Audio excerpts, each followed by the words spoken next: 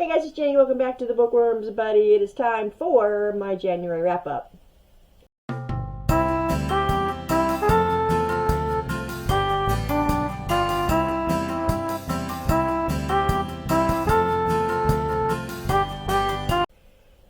So I'm sorry that this is so late. What is it, the 5th today?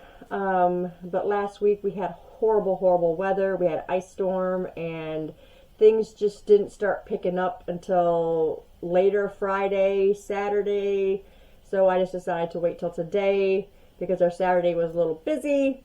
So in the month of January, I read 7 books. Here we go. First book that I read was Full Tilt by Neil Shusterman. I read this on my Kindle. In this story, we're following Blake and Quinn. They're brothers. Quinn is the younger one, and he's always getting himself into trouble. And Blake's always always having to get him out of trouble. And they end up at this phantom carnival. He ends up having to chase Quinn in there and save him. In order to save Quinn and get out of this carnival, he has to ride 7 deadly rides. All the people that are there have to end up riding 7 deadly rides. If you survive those, you're gold. And that's pretty much the story. You guys, this was a pretty fast-paced story, but, I really like Neil Shusterman's writing. I think he's fantastic. I read the Unwind series and really liked that one. And this one wasn't any different. This was really good, so I really enjoyed that one. I ended up rating that one 4 stars. The next book that I read in January was The Kingdom of the Wicked. Where is that? Right here. Kingdom of the Wicked by Carrie Maniscalco. I absolutely loved this trilogy. I know it's a trilogy now. Absolutely loved this book. We are following Emilia and Vittoria. They are witches, and Emilia finds her sister dead and just desecrated. Her body's just desecrated. And she is on the hunt now to find out who murdered her sister. The coolest thing I really think about this is the author takes the 7 deadly sins and they end up being the demon princes of hell. And that's where she finds herself, and she's wrapped up with these demon princes. And that's pretty much the story. I'm not going to get into a whole bunch about it. I'm not going to tell you details about the other books or any of that because it's really something that you should experience. And like I said before, I believe in my Tackle My TBR video that I don't normally read witch stories. I used to read witch stories and then I just kind of got away from it. Well, I got back into it when I read Sarah J. Maas's Throne of Glass series, because there's a group of witches in that, and it really kind of started leaning towards them again, and this was fantastic. You guys absolutely loved it. So I rated it 4 stars because I can't say that it was slow. It wasn't slow, but it was, building everything, your characters and, where the city and all that stuff. And I didn't feel like I knew a whole lot about Vittoria, which I think I mentioned that as well. So, yeah. But 4 stars, great story, great trilogy. Really enjoyed this one. The next book that I read in January was The No Show. This is by Beth O'Leary. And this one, it was completely different than I thought it was going to be. In this one, we are following Siobhan, I think that's how you say it, Miranda, and Jane. And these 3 women were all stood up by the same man on the same day, which was Valentine's Day. And you're thinking, what an ass. But you really got to read the story to grasp the meaning of, the synopsis of the story, because I was just like, I got the synopsis, just what I told you, and I'm like, oh, this guy's going to be a real jerk. And then as you're reading it, things are being made apparent to you, and yeah, it starts to make a whole lot more sense to you.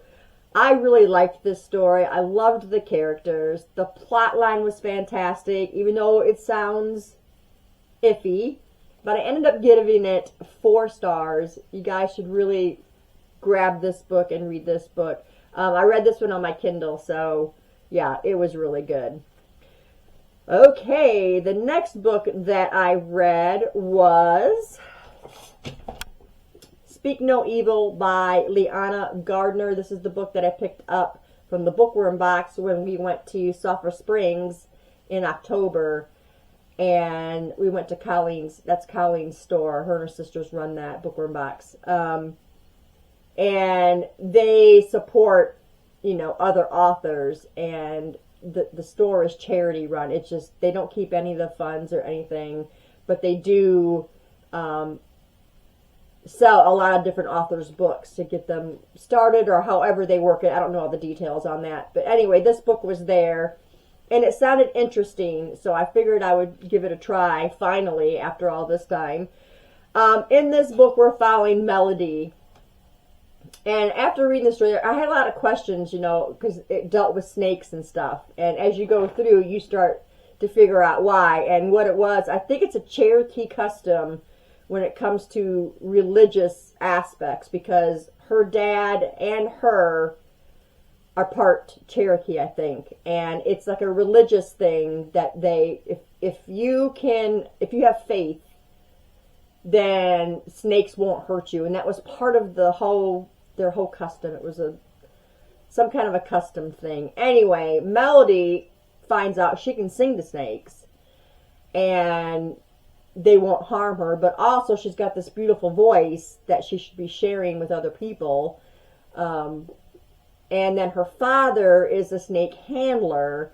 Her mom didn't really get wrapped up with it all that much, but what happens was her mother dies from a snake bite. Her father disappears.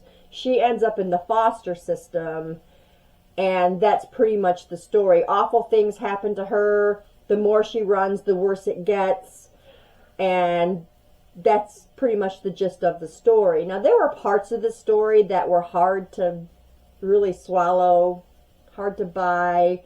I ended up giving this, I think, 3 or 3.5 stars. I don't remember which, because, you know, this kind of stuff, the foster system, you know, you always hear about, you know, bad things happening. And when it's such a real thing in our society today, you want it to be a real thing. You know, when you're reading a book, you want it to stay true, even though it's a fiction.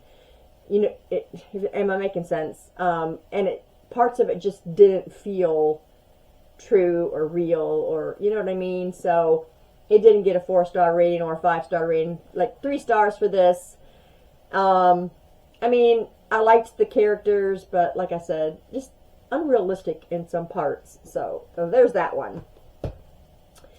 The next book that I read was, let me see here, His and Hers. This is by Alice Feeney. Guys, this was fantastic. I absolutely loved this. You got Anna and Jack. Now, Anna and Jack used to be married. They are now divorced. Jack is a detective. Anna works for this, I think it's a newspaper, and she goes out and covers stories and stuff like that. Some woman is murdered, and she's supposed to cover that, and Jack is the detective. And then it just seems like Anna knows things before she's supposed to know things, and then Jack gets suspicious of his ex-wife, thinking she's involved in what's going on, and then Jack's suspected. And that's all I'm going to say, because it's just this whole big blending of craziness. It was just totally crazy. And there was parts where I thought, you know, I had this all figured out.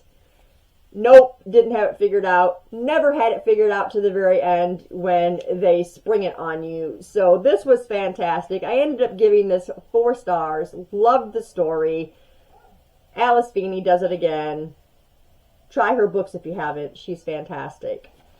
The next book that I read was Kingdom of the Cursed, number 2 of the Kingdom of the Wicked series by Carrie Maniscalco. This one was my favorite. That was my favorite of the trilogy. Absolutely loved it. You see so much growth in Emilia.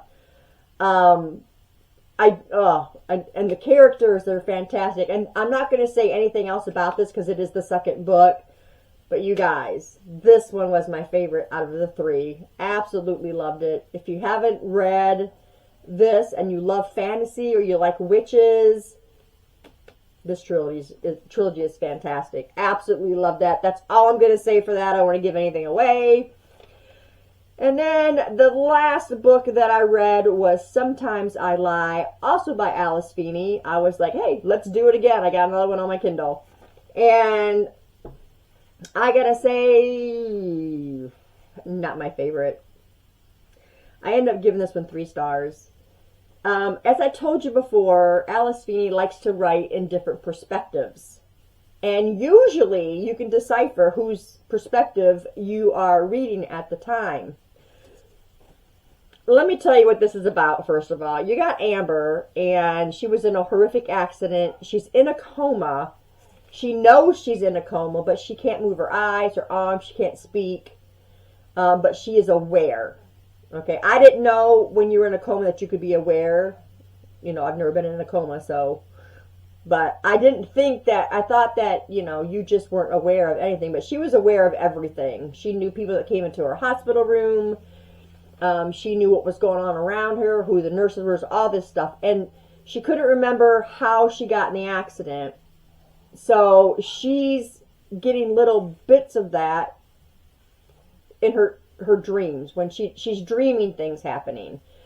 And when I read the synopsis, I'm like, wow, this is going to be a great story. But the perspectives were just all weird to me. Like, I couldn't tell whose perspective was whose in this. And it was just all mixed up. And I feel like she wrote it that way.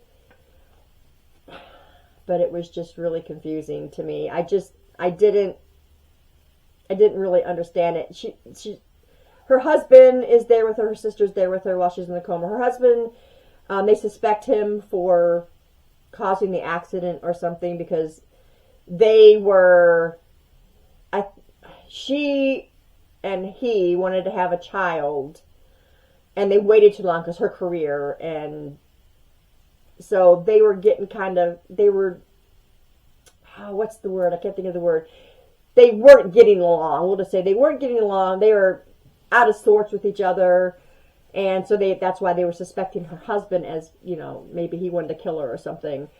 But yeah, I don't know. It just didn't work for me, guys. The perspective was different. And the writing, you know, it still flowed. It still, you know, moved along. And then in the dream part, and then what was her thinking in reality, because, you know, she was aware, and it was just really, the whole thing was really strange for me. So that much. I ended up rating it 3 stars.